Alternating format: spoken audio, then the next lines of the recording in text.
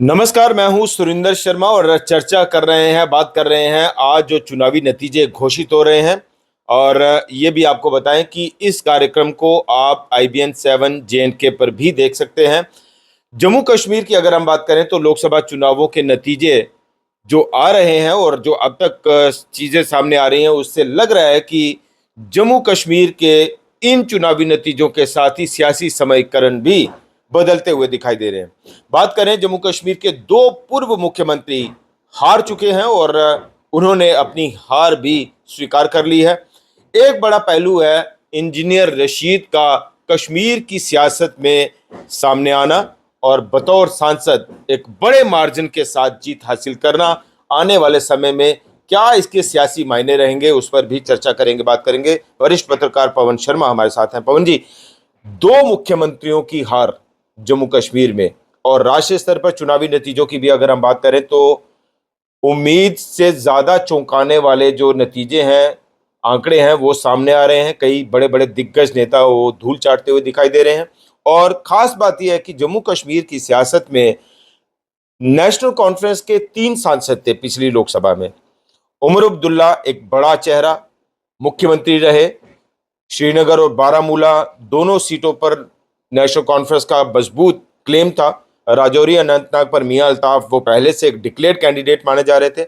लेकिन आपको लगता है कि नेशनल कॉन्फ्रेंस के लिए ये एक बड़ा झटका है और इंजीनियर रशीद का एकदम से इस तरह से सियासी पारी में सामने आना और जीत दर्ज करना एक बड़े मार्जिन से, वो कश्मीर की सियासत और कश्मीर के सियासी समीकरण को बदलने वाला है आने वाले समय में? देखिए, इस समय जो नतीजे आ रहे हैं वो चौंकाने वाले तो है ही। स्मृति ईरानी का भी हारना। जम्मू कश्मीर की बात करें, 2 सीटें जो जम्मू डिवीज़न की हैं वो तो भाजपा की थी। वो पहले भी उसके ऊपर था कि डॉक्टर जितेंद्र सिंह जीतेंगे, जुगल किशोर भी जीतेंगे। हालांकि इस बार रमन बल्ला ने जुगल किशोर को खासी अच्छी टक्कर दी है, वोट बहुत ज़्यादा लिए हैं। लेकिन कश्मीर की जो राजनीति है वो सारी की सारी इस समय बदल चुकी है। खास करके इंडिपेंडेंट कैंडिडेट इंजीनियरशिप, और वो भी जेल से चुनाव लड़ना और जीतना, और वो एक कैंपेनिंग के बिना अलगाववादी ने कैंपेनिंग उनके बेटे ने बहुत की है। उनका जो कैडर था जहाँ पर, देखो, ये एक माइंडसेट दर्शाता है कि कश्मीर के लोगों का माइंडसेट अभी भी क्या है। आप अभी भी अलगाववाद की धारा के साथ चल रहे हो।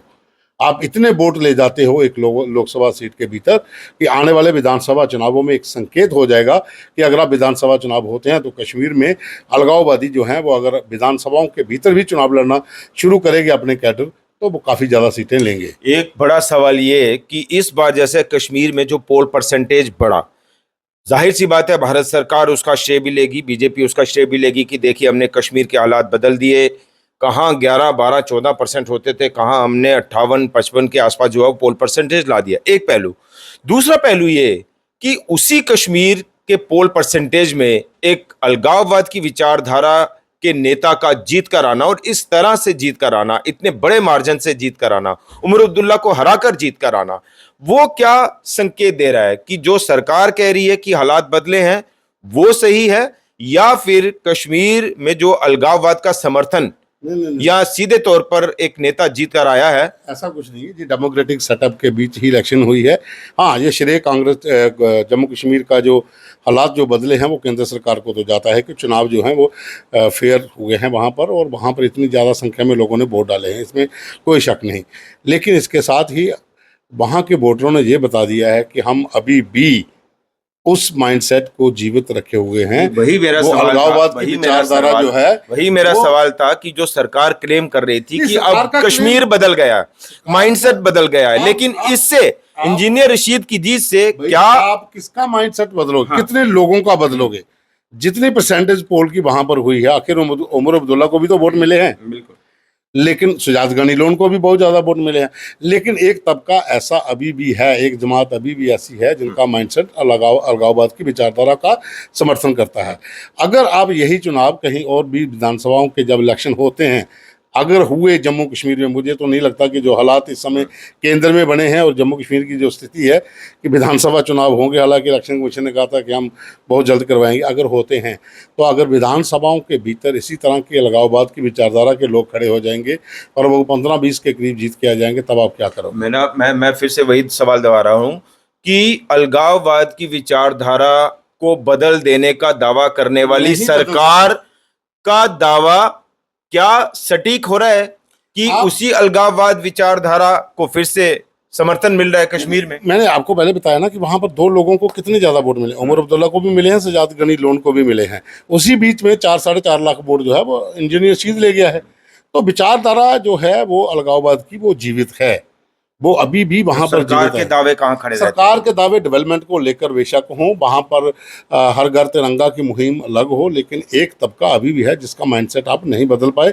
वो आपके दावे एक तरफ रह जाते हैं, लेकिन कश्मीर का जो अलगाववाद का जो एक चेहरा है वो इंजीनियर शीद जो जेल के भीतर बैठकर जीत जाता है, वो कहीं ना कहीं आपको ये बताता है कि धारा 370 जो कश्मीर से हटाया था, यहाँ पर लोग अभी भी उसके खिलाफ हैं। पिछले दिनों आपको याद होगा जमाते इस्लामी के एक बड़े पूर्व नेता ने ये भी कहा कि हम राष्ट्रवाद की विचारधारा में आना चाहते हैं, यहाँ आप चुनाव कराइए, हम चुनाव लड़ेंगे।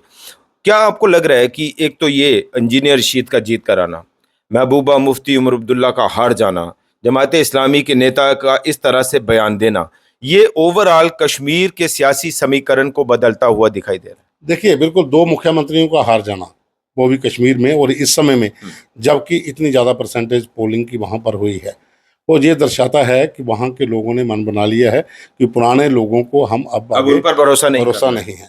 दूसरा, इसमें भी कोई शक नहीं है कि हो सकता है कि इंजीनियर शीद जो जीता है वही तिरंगा उठा के आ जाए मैदान में, कहे कि हम केंद्र के साथ हैं और यहाँ पर हम उस विचारधारा को छोड़ देंगे और केंद्र की विचारधारा के साथ चुनाव लड़ेंगे। यानी ये है कि आने वाले समय में कश्मीर में एक और राजनीतिक दल खड़ा हो सकता है, जैसे जिस तरह से पिछले कुछ समय में कई राजनीतिक दल खड़े हुए हैं, बहुत खड़े हुए हैं। हाँ, डिवीजन ऑफ वोट बैंक जो है वो उसका हो सकता है। ये इसमें कोई शंका भी नहीं है कि इंजीनियर शीद ही तिरंगा उठा के आ जाए, भारत माता की जय, हमारे साथ चलिए, हम केंद्र के साथ मिलकर चुनाव लड़ते हैं और यहाँ पर नया जम्मू कश्मीर बनाते हैं। क्योंकि हर पार्टी जब आती है वो नया जम्मू कश्मीर का मैप, रोड मैप लेकर आती है, जिस तरह से पहले भी था अब भी है, रोड मैप आ जाएगा। ऐसी स्थिति में अब जम्मू कश्मीर अपनी पार्टी, सज्जाद गनी लोन, इनको आप कहाँ खड़ा देखते हैं, या इनको लग रहा है कि हम थोड़ा ठगे गए हैं? ठगे गए हैं, जाहिर सी बात है कि आपने अपनी पार्टी जम्मू कश्मीर अपनी पार्टी पे भरोसा जताया कि जफर इकबाल मनास को कैंडिडेट दे दिया, और जहां बीजेपी खुलकर सपोर्ट कर रही थी पहाड़ी स्टेटस को लेकर कि आप इनको जिताइए, बैटवाल जो बैट इनका था आप उनको जिताइए, लेकिन वो 3rd नंबर पे भी बहुत कम नीचे, वो एक विधानसभा तक के वोट नहीं ले पाए पूरे जफर इकबाल मनास। और वही स्थिति आपकी कश्मीर के भीतर है, वहाँ पर भी आप 3रे-4थे नंबर पर रह रहे हो। सजाद गनी लोन एकमात्र चेहरा था, वो 3rd नंबर पर आ गया। तो वो जो लोग जो कह रहे थे कि हम राष्ट्रहित के लिए जो पार्टियां हमारे साथ आएंगी वो चुनाव लड़ेंगी, तो वो मुद्दा तो फेल हो गया। अब आगे देखना है कि अब इंजीनियर शीद कौन सा रोड मैप लेकर आता है। लेकिन उमर अब्दुल्ला ने बीच में एक ट्वीट किया है, वो बहुत, मैं उस पर आऊंगा। हाँ। एक ये जो उमर अब्दुल्ला ने ट्वीट किया कि इंजीनियर रशीद की जीत ना तो उन्हें जेल से बाहर निकाल पाएगी और ना ही नॉर्थ कश्मीर के लोगों का रिप्रेजेंटेशन जो है वो लोकसभा में होगा। इस बयान को आप कैसे देख रहे हैं? और ये बड़ा नपातुला बयान है, कहीं ना कहीं बड़े इसके मायने हैं। देखिए, उमर अब्दुल्ला वहां उसी सीट से हारे हैं, उसके बाद इनका ये बयान आना कहीं ना कहीं ये दर्शाता है कि इंजीनियर शीद जीते नहीं हैं, जितवाए गए। बस 2 शब्दों में ये कहानी खत्म हो जाती है, जीते नहीं। अब ये भी है ना, लोग अब नेता है, जीता है, बाहर आएगा, लोकसभा में हमारी बात करेगा, अब वो जेल से बाहर आएगा, तब वो लोकसभा में पहुंचेगा। अब वो डिपेंड करता है कि उसके खिलाफ एजेंसियों ने कितने केस दायर किए हैं, कौन कौन से केस हैं, किसके तहत उसको रखा गया है, उस पर कितनी कितनी धाराएं लगी हैं और कितनी सजा होगी, वो उसके बाद का फैसला होगा। क्या आपको लगता है लोगों जिन्होंने वोट डाला, जिन्होंने उनको इंजीनियर रशीद को इतना जन समर्थन दिया, भारी मार्जिन दिया, जिताया, क्या ये लोगों के दिमाग में ऐसा था कि हम इनको जितवा देते हैं तो ये बाहर भी आएंगे और हमारी बात भी करेंगे? अब आते हैं कि नहीं आते वो अलग बात है। वोटर को कोई समझ नहीं पाया, वहां के वोटरों ने ये समझा होगा, लेकिन इंदौर में तो वोटर ने ये समझा कि हम किसी को भी नहीं चाहते। उन्होंने तो नोटा खुल के दबाया और 1,20,30 हज़ार से पार हो गया।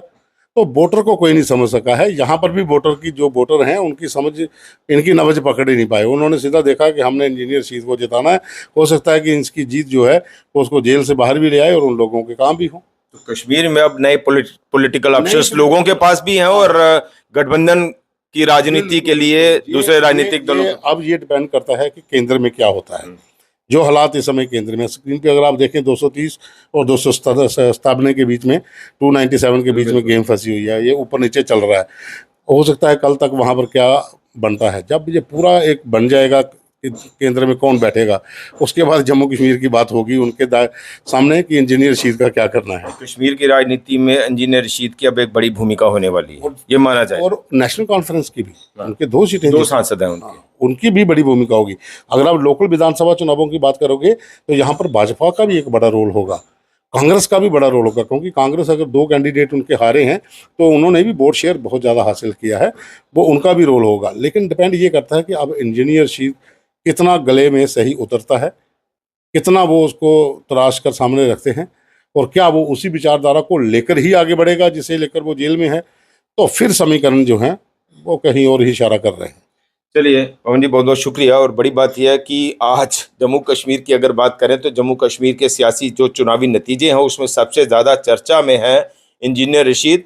और बड़ी बात यह है कि क्या इंजीनियर रशीद राष्ट्र की मुख्य विचारधारा के साथ चलेंगे, या फिर जो एक भाषा वो बोलते रहे हैं अब तक विधानसभा में, क्या उसी ट्रैक पर, उसी रास्ते पर चलकर वो कश्मीर में एक नई सियासी पारी खेलने की तैयारी करेंगे, ये वक्त बताएगा। लेकिन ये जरूर है कि जम्मू कश्मीर और खास करके कश्मीर के सियासी जो समीकरण है वो इस चुनावी नतीजे के बाद बदल गए हैं।